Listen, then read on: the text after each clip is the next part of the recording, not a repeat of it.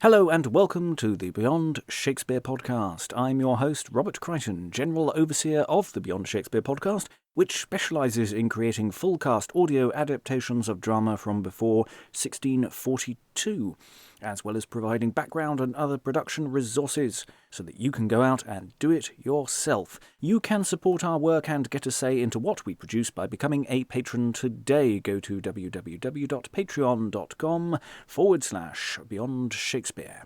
Anyway, today it's the second half of a discussion I had last year with Greg Walker, Professor of English at the University of Edinburgh, about John Heywood, playwright, proverbist, and general all-round interesting chap.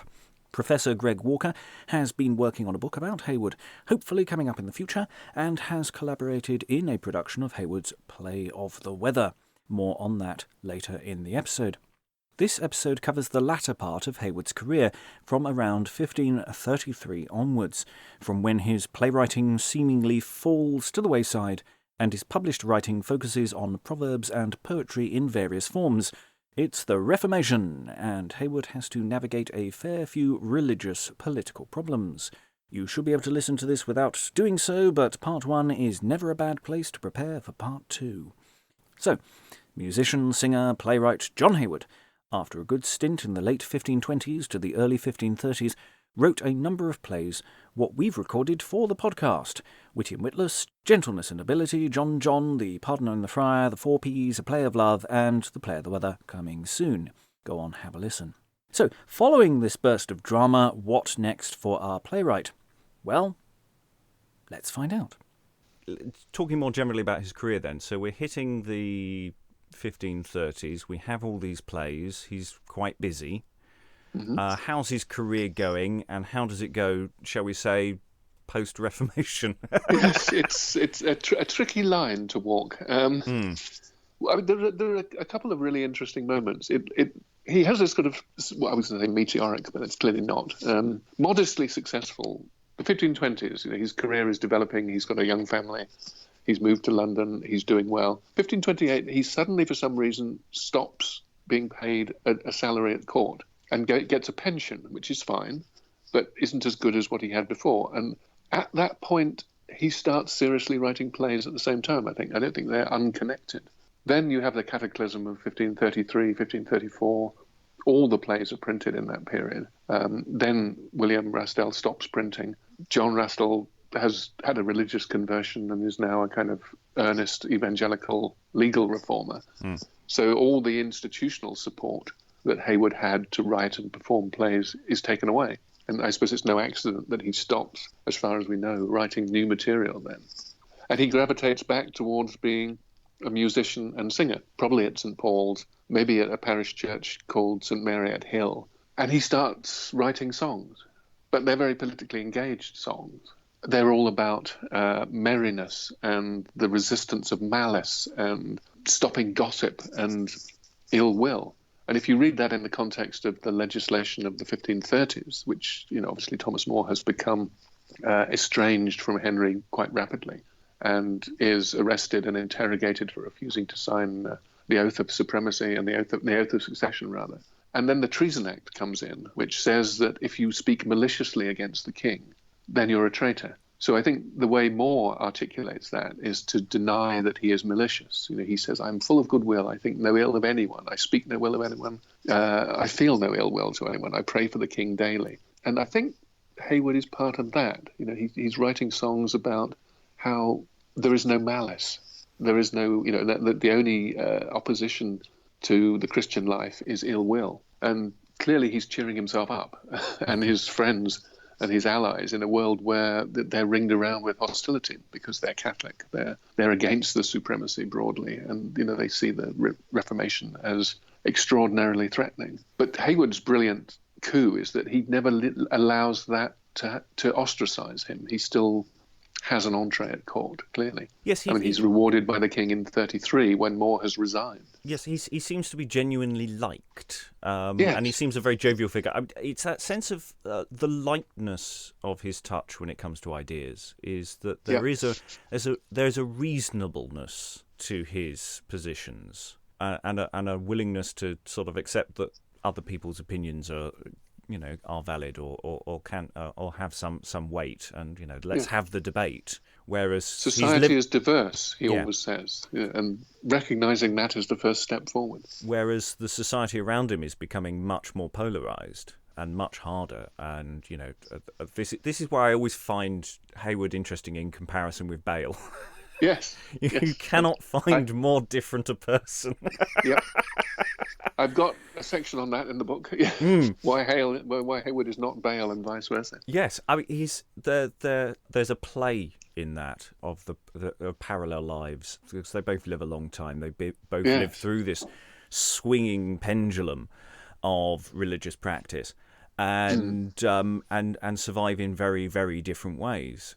That's sort of why one of my sort of producer's choice plans for the future is doing some low level work on Bale. I'm not doing quite the same sort of work as with Heywood. I'm just sort of doing the groundwork really, rather than full productions. In the sense, I'm much more interested in Bale as a person than I am to some degree his work. Though that is shifting actually. The work is really interesting. Oh, I think his Temptation's fantastic. I hadn't appreciated how good that was as a piece of drama. Proper modern drama as well, in that sense, rather than a piece of theatre presented at someone. There's quite deep psychology going on in there that I had never appreciated before, and similar, much more problematic thoughts about John Baptist's preachings, which is harder, but again a very interesting play to unpack. But we're going off topic. That's another one. Yes, we'll do that. So Heywood's life, at court, around court. How does the changing, well, not just religious world, but also the changing monarchs, how does his relationship with them work over time? I think we started counterintuitively in a way, which is interesting. I mean, I assumed naively at the start that he would struggle as the Reformation became more severe and radical. He would become more and more alienated. The opposite is true. His great moment of crisis was in 1542 when he was arrested, interrogated and tried for treason because he denied the supremacy. And I think it was possible for him, partly because of his reputation, partly because he wasn't a priest, wasn't formally a teacher. He was never actually put to the oath like priests and clergy were, and people in high office. So he could just keep his head down. And, if they said, is the king the supreme head of the church, he'd say, whoa, and walk off. And he would accept that. But suddenly, with the plot called the Prebendaries plot in Kent, there was a huge investigation into whether there was a kind of Catholic conspiracy against Cranmer.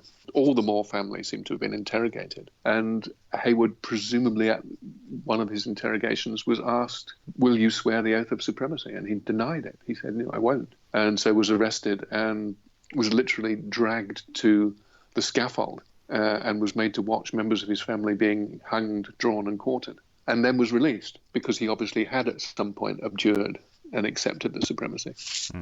But and a lot of previous writers have said, he must have been involved in the conspiracy. He must have been actively plotting. I don't think he was. I just think it was a moment of crisis for him, because what he'd hitherto avoided having to choose, suddenly he was confronted with. And first of all, remembering Thomas More and his stand against all these things for which he was martyred, he denied it and stood by his principles, and then at some point conceded. And almost immediately afterwards, he was welcomed back at court, and that's when Cranmer invited him to do this play on the parts of man. Cromwell had him write a play.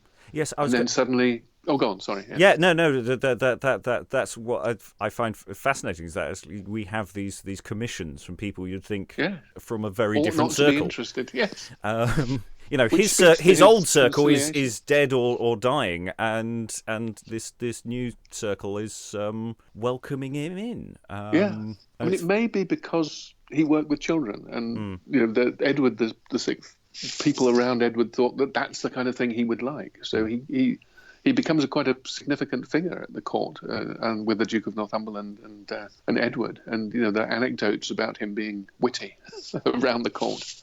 And dropping bon mot into conversations and things, which don't survive for Henry's reign. weirdly. So he was probably more successful in the reign of Edward than he was before. And then, this was at the point when the Reformation was at its most radical. Yes. And even in practical terms, musicianship was being driven out of the church. So churches were destroying their organs, and plain chant and polyphony was being driven out in favour of psalm singing. So he could not but have hated it. But there he was at court. And then when Mary succeeded, obviously he was delighted because he'd stuck loyally with her through the 30s and 40s and performed for her and wrote a very powerful celebration of her uniqueness and her plight as a kind of ostracized Catholic daughter of the king who'd been, had her title of princess taken away from her. But at her accession, he writes these rather lame poems of celebration. His muse had deserted him at this point, I think. It was when he was at one step away from the regime, writing slightly critical, whimsical, satirical things, that he was at his best. So if you read "The Eagle's bird has spread his wings," you know what I'm talking about. Yeah. The eagle's bird hath spread his wings, and from far off hath taken flight, in which mean way by no leverings, on bough or branch this bird would light. Till on the rose, both red and white, he lighteth now most lovingly, and thereto most behovingly. The month ensuing, next to June, this bird this flower full perch doth take, rejoicingly himself to prune. He rouseth ripely to awake upon this perch to those his mate. So meet a match in parentage, so meet a match in dignity, so meet a match in patronage, so meet match in benignity, so matched from all malignity. As, thanks to God given for the same, selden hath been seen, thus saith the fame. Thou, in conjoining of these twain, such sacred solemn solemnity, such fair in feast to entertain, such notable nobility, such honour with such honesty, such joy, all these to plait in plot. Plait them who can, for I cannot. Dire celebration of Mary's wedding to Philip II.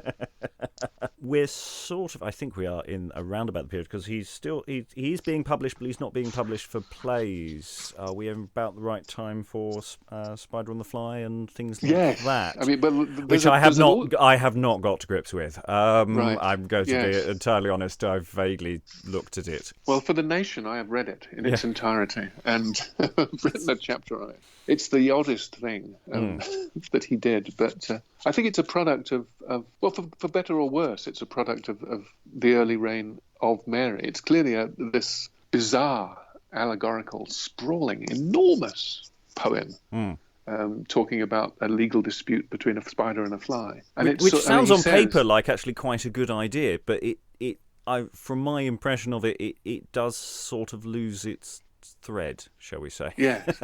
Well, it bears the history of its own extraordinarily lengthy life, I think. I mean, it seems to me fairly obvious that he started it in the mid-1520s, and it was a satire of lawyers' arguments. It's like the dialogues and the early interludes. It's about arguing, and it starts off with this kind of engaging conceit. Well, if a fly ended up in a spider's web, what crime would he have committed? Would it be trespass? Would it be damage? Would it be burglary? And by what legal precedent could the spider eat him? And he indulges himself with this for 3,000 lines, 4,000 lines. I mean, half the poem is this dispute. Hilarious, no doubt, for lawyers, but of absolutely no interest to the rest of humanity at all, as far as I can tell.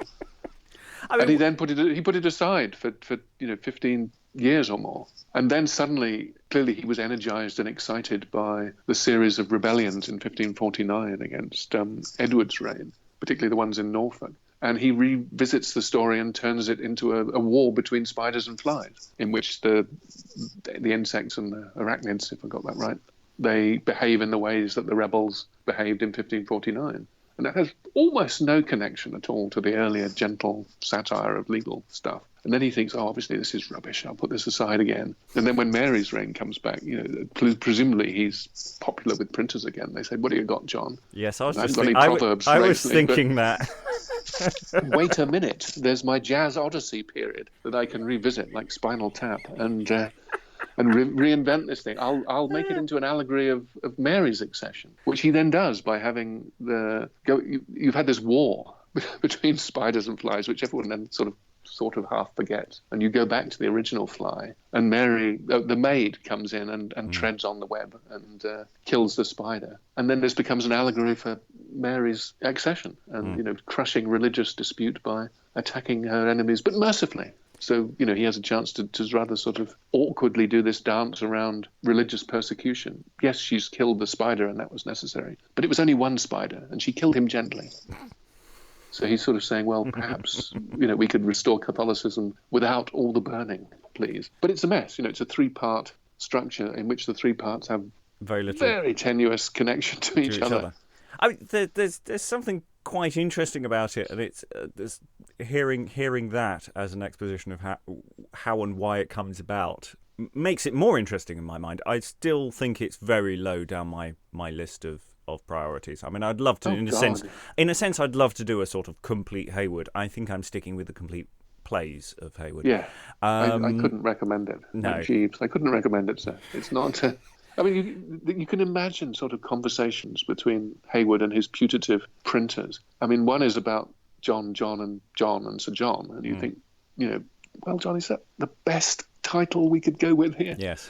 And the other one is, okay, so this is about a spider, is it? And a fly, and it's over 10,000 lines long, and you want how many woodcuts? And how many people are going to buy this, do you think? Oh, I don't know. I think the woodcuts are put in to make it more readable. But they must have cost a fortune. Oh, I'm sure they did, but it's like one of those albums that they spend 10 years working on, and it's impossible for it to recoup its costs. Yeah. So we'll give it a triple gatefold sleeve. Yes. It's not unknown. But I'm sure he must have paid the printer. I mean, if anything is a vanity publication, it's The Spider and the Fly. I mean, how old would he have been by that point in 50s? Oh gosh, well, he'd be in his late. This is what? Now let's get this right. 1550. Something like that. So he would have been in his 60s, coming up to around 60 when, a gentleman's midlife crisis is here. Well, I mean, so rather than buy a horse with go faster stripes, he goes, I'm going to publish The Spider and the Fly. And when were his various proverbs and texts published in relation to this? Well, this is, I mean, they're the great success story. Yeah. I mean, he hit upon that just, in the couple of years after his abjuration, when he was rehabilitated. There was a kind of clearly a mood that people were willing to print his early plays again. So a couple of those were brought out in a second edition. Probably this was when Whitty and Witless was copied into the manuscript where we have it now. And then he did the Dialogue of Proverbs, which, was initially a kind of standalone project, which is, that may be worth trying to do. I have to say, it sort of works. I mean, I would like to do a test run with bits of it with some actors, but I think there might be legs on that. It's interesting. And it's interesting you said Shaggy Dog Story earlier. Because the joke of the Dialogue of Proverbs, I think, is it's a Shaggy Dog story. Yes. The narrator is talking to this young man who can't decide whether he wants to marry a young, beautiful woman he says he's in love with, or an old, ugly, rich widow. And so the narrator says, "Well, I'm glad you come to me because, as you know, I'm an aficionado of the English proverb, and I think we can find a few that will help you make your mind up." Yes. 4,000 or 5,000 lines later, after he's thrown 700 proverbs at the problem, he says, well, maybe I shouldn't marry either of them after all. Yes. Boom, boom.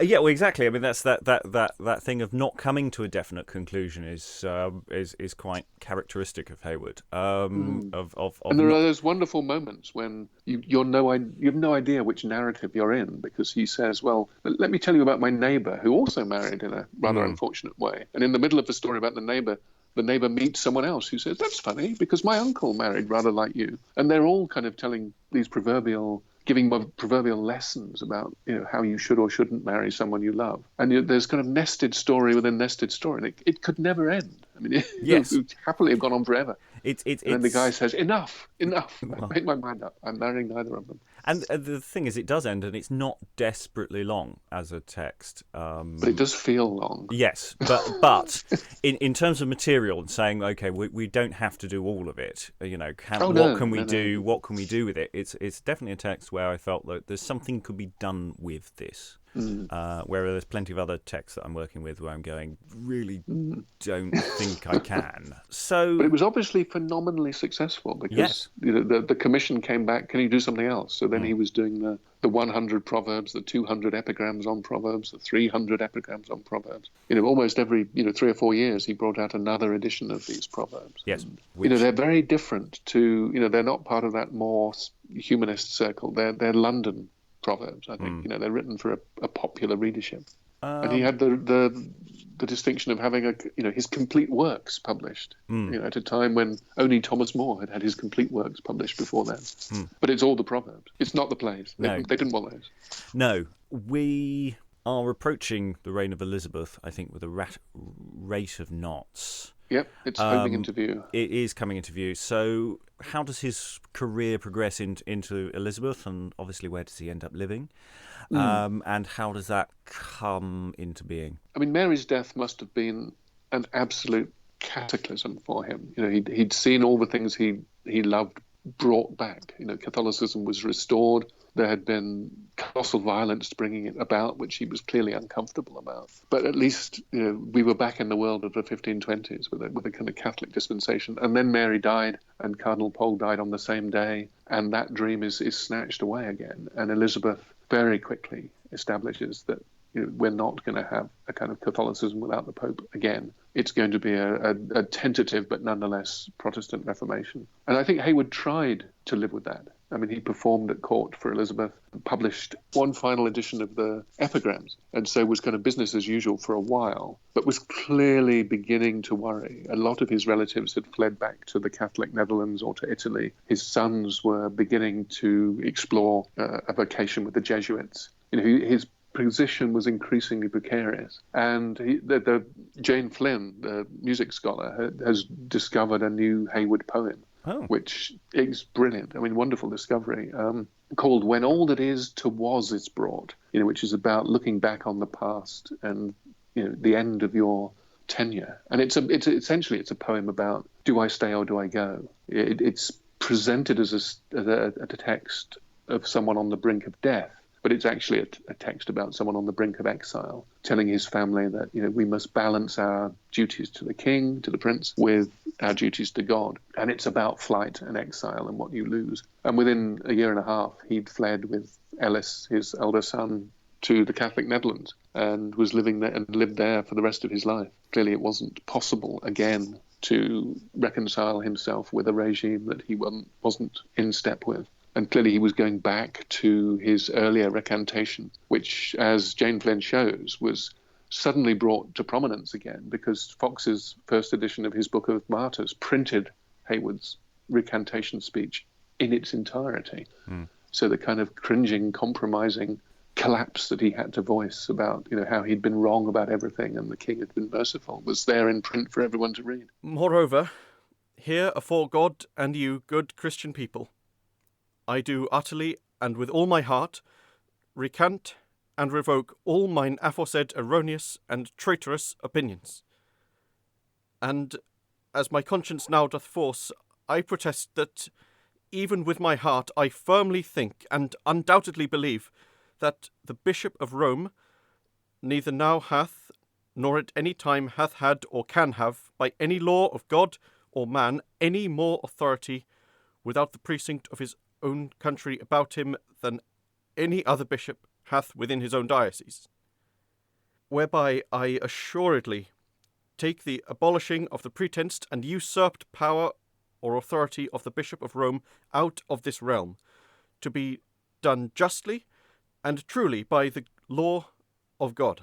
And that may well have helped to tip him into thinking, I will not do that again. So rather than defy the prince, because he was clearly patriotic and loyal, or defy God, he chose the middle way, which was to run away, to flee. And he spent the rest of his life in the Netherlands trying to get enough money from his properties in England to live on. And because he was an exile, the various legislation was brought out confiscating the lands of people who wouldn't come back despite being invited. Yes, because he was... Elizabeth did say he could come back, or invited him to come back, or something like that. Am I getting that wrong? I mean, clearly he wasn't. There were people who'd gone abroad and were traitors. Yes. And technically Heywood was a traitor, but they didn't think of him in the same way. So Thomas Wilson, the author, was a servant of Lord Burleigh, who was doing a kind of tour of the Netherlands, talking to sort of soft exiles, trying to get them to come back. And he went to see Heywood. Said, look, the Queen is minded not to ask quite polite, private questions of a man's conscience. Just come back. But he didn't. He couldn't. And so he played for time and wrote letters to Burleigh saying, I'm very old, I'm very old. I'm in my early 80s. Can't hear as well as I could. Boat trip, bit of a challenge. Please, could you look after my family back in England? And what about some of my revenues? And remarkably, Burleigh said, I'll look into it. And he did. And he got Heywood some of the money that he was owed. So they didn't think of him as an enemy or a danger, I think. But he just couldn't come back. No. And was there any more printing or anything else during that period of exile? Or, presumably, printing would continue. He wouldn't got anything from it. No, sadly not. But the works were reprinted several times during that period, and even some of the plays were 4p, for instance, was printed again, and so people remembered him. And it's interesting that Wilson, in his letters back to Burleigh, says, I saw old Heywood. Clearly, they still remember him as, an entertainer of a previous generation who they're sort of interested to see what he's doing. Sort of Bruce Forsyth figure in exile. It is this extraordinarily long life. Think of many of the other people who worked in the theatre throughout the early modern period, and they don't tend to live desperately long. No. And Heywood outlived everyone. It's a very sad ending, in fact, because not only did all of his own generation die before him, but he lost all of his son-in-laws. All three of his son-in-laws died before him, and his oldest son, Ellis, died before him too. So it must have been a desperately lonely life. We don't know what his Dutch was like, but he lived for 15 years in Mechelen, and then in Antwerp, and then finally in Louvain, as the Dutch revolt and the Dutch Reformation was kind of swirling about him, driven from one house to another. Eventually they let him into the house of Jesuits to live with his son in Antwerp. But then that was sacked, and they fled from there. It must have been a terrible life for someone in their late 70s, early 80s in those kind of conditions. But and so he finally died in Louvain after fleeing from Antwerp, but died with a jest on his lips, we hear. So kept his sense of humour to the last. His son Jasper obviously goes on to do some writing as well in the theatrical vein. Indeed. Do we know much about their relationship or anything about them in conjunction? We know some things. It's interesting that it was Ellis who Heywood clearly placed his trust in. It was Ellis who went into exile with him. Jasper had already gone off to become a Jesuit and had gone to Dillingen in Bavaria and been accepted into the order, having given up this kind of glittering career as a translator of Seneca at Oxford. And then Ellis up sticks and heads off for Munich and unexpectedly turns up and says to Jasper, I'd like to be a Jesuit too, can you sort it? And so they both became Jesuits, leaving poor old Heywood in the Netherlands for 3 or 4 years on his own. Jasper had a rather awkward career, I think. He was very disputatious, unlike his dad, who was, Mr. Geniality. Heywood was always having arguments with people, and the masters of various Jesuit houses were kind of pulling their hair out at him. And then he came back he was the one that came back to England as part of the kind of Jesuit mission to reconvert England under Elizabeth, and was arrested and tortured. But again, there was a kind of Heywood mystique, I think, about them all. People liked the Heywoods. So Northumberland's son, ultra-Protestant aristocrat, visited Jasper Heywood in prison and said, is there anything you'd like? Can I help you out at all? To a Jesuit traitor who's not of your class. That's quite a dramatic gesture. Because the two had been at school together and, their dads knew each other. Northumberland and Heywood had got on. And Jasper Heywood, rather like his dad, says, well, the only two things I've got in this prison cell are hay and wood. Ta-da! So, there's a chip on the old lame jokes block. Yeah. Even with Ellis and Jasper. Not that Jasper, I think, had many opportunities to throw that into Senecan tragedy. No, he chose his art form well, I think, for a troubled and difficult man. Yes. Tragedy of blood was the thing. Yes. I do look forward to the time when we actually get round to, because I think we will get round to doing the Senecan tragedies at some point. I'd like to. Wonderful. I really would like to. I mean, I'm not entirely my own master because we've sort of opened it out to our patrons actually choose our main texts from now on. So if you're a patron, then you get to vote for what we produce. But I still have producer's choice, and I still do the sort of littler stuff off my own bat. So if I can persuade the world that a season of Senecan tragedy would be post-Brexit jolly up. Yes. Something to cheer everybody's soul. Lift the national morale. Absolutely. We sort of skirted over weather to some degree, which is silly because you've actually worked with the text and in a very active way. Tell me about the Play of the Weather as a project and staging it.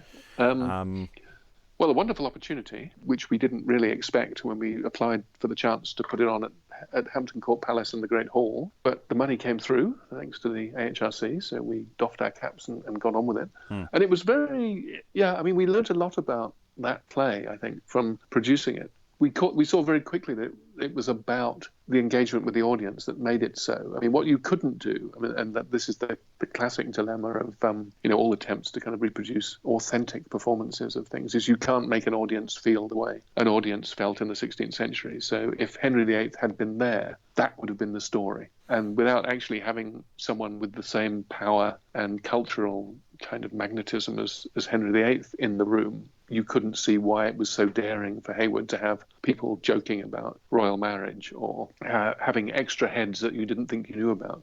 In one context, that play is tickling Hitler. It's how brave can you be with seemingly harmless jokes around a centre of power that is volatile and hostile. We couldn't do that. We thought, do we try and get someone important in the audience so that people are half watching how they're watching at the same time as they're reacting? Because obviously if Henry VIII or Cromwell or someone was in the room, then you would be acutely conscious of whether you were laughing in the wrong place or not laughing in the right place or all those things. So we couldn't do that. What we did find, and it was kind of serendipitous because Tom Betteridge, my collaborator, just said, women on the left, men on the right, as people were going in for the first performance, which we hadn't even considered up until that point. And so suddenly what you got was men and women very conscious of being watched by the other sex, reacting to jokes about gender and sex and social privilege.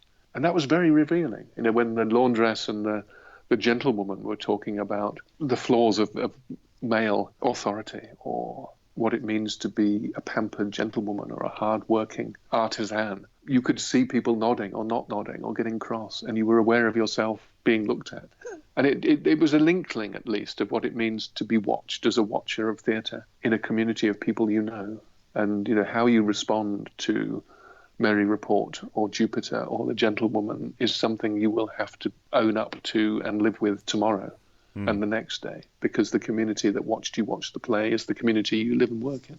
And you would never have got that, I think, just from reading the script. No, and I find that with every play. You can use your imagination to a point, but then the physical reality. I mean, even when we're not particularly physical with it, does change. Just throw in layers that you just wouldn't see, or you frequently don't. I mean, it's not that you couldn't; it's just you don't. I mean, Play of the Weather. I mean, in many ways, I'm really glad in the sense that it has been done in a relatively straightforward way, if that means performance, because so much of that I don't think is going to translate for audio, and so it gives me a certain license to be a little more cruel to the text. It's all of those sides. It's just going, how many of them can work? Some of them can, because there's that sense of that initial argument between gods at the top.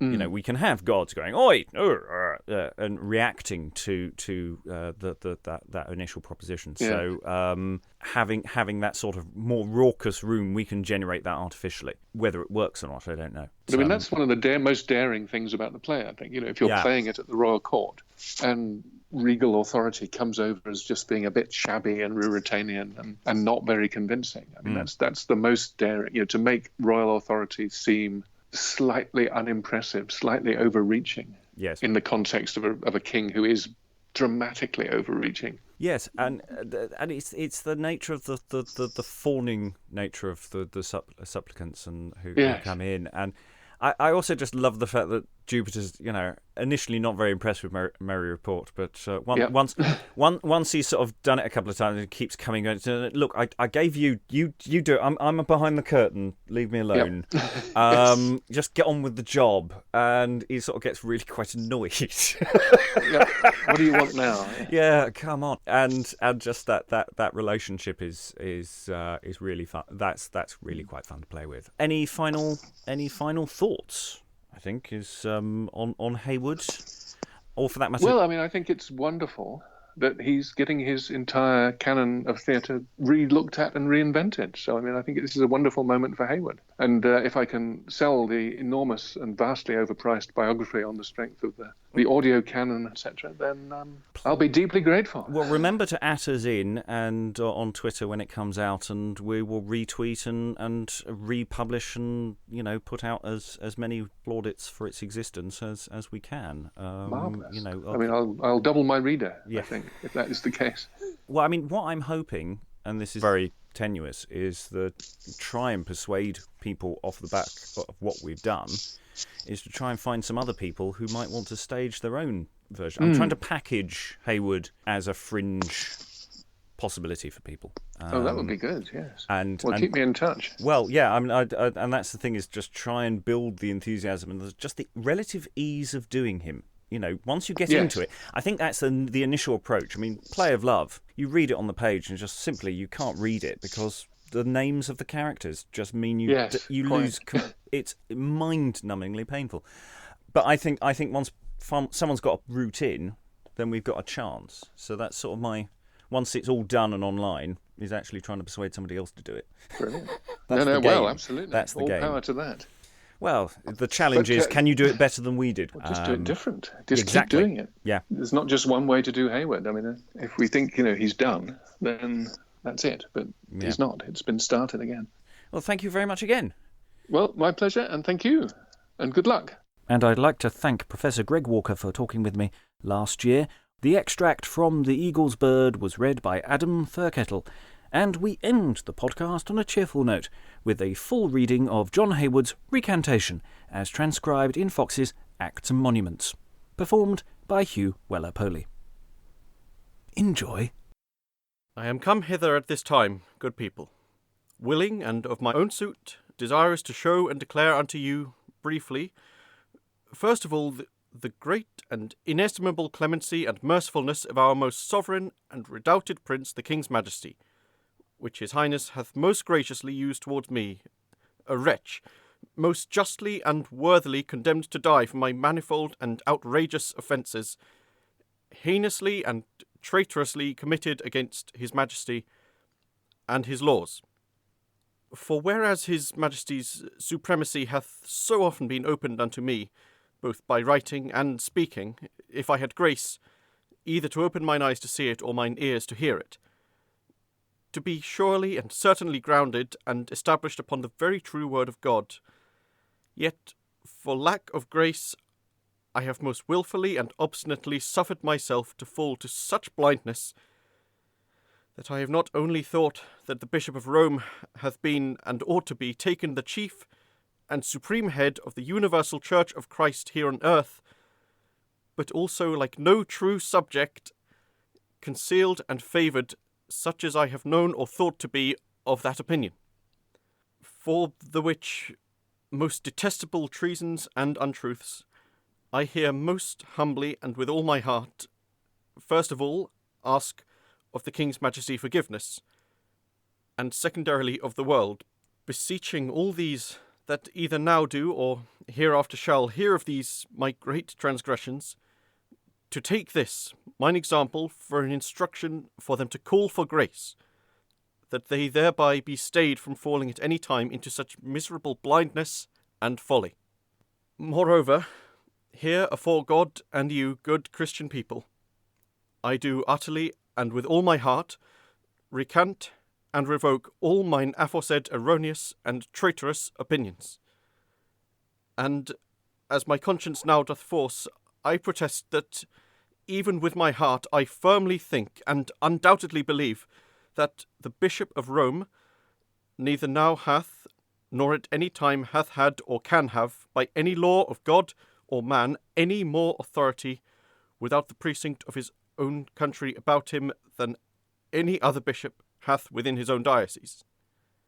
Whereby I assuredly take the abolishing of the pretensed and usurped power or authority of the Bishop of Rome out of this realm, to be done justly and truly by the law of God. And also, I take our sovereign Lord, the King's Highness, to be supreme head, immediately next under Christ, of the Church of England and Ireland, and all other his Grace's dominions, both of the spirituality and temporality. And I confess not only that his Majesty is so by the law of God, but also his progenitors, kings of this realm, so have been, and his Highness's heirs and successors, kings of this realm, so shall be. Thus have I showed you my mind as well as I can, but neither so well as I would, nor so fully as I should, namely concerning the multitude of mercy which my most gracious Prince hath showed toward me, not only for saving my body after worthy condemnation to death, as is aforesaid, but also for saving my soul from perishing, if my body had perished before the receiving of such wholesome counsel as I had at his Highness's most charitable assignment. And of this confession declared unto you, I say, as far forth as I can, heartily pray you all to bear me record, and most entirely to pray Almighty God for the long and most prosperous estate of our sovereign Lord, the King's Majesty, in all his affairs and proceedings. By me, John Heywood.